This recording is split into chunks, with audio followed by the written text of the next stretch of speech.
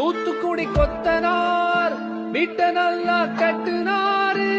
வாழ்க்கைக்கு தேவை ஒரு துணை, நீயே என் துணை நானும் துணை என. தூத்துக்குடி கொத்தனாரு பக்கத்துல பாம்பு.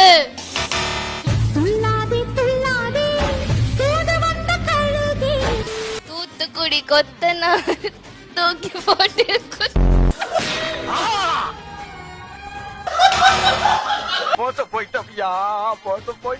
தூத்துக்குடி கொத்தனார் வீட்டை நல்ல கட்டுனாரு.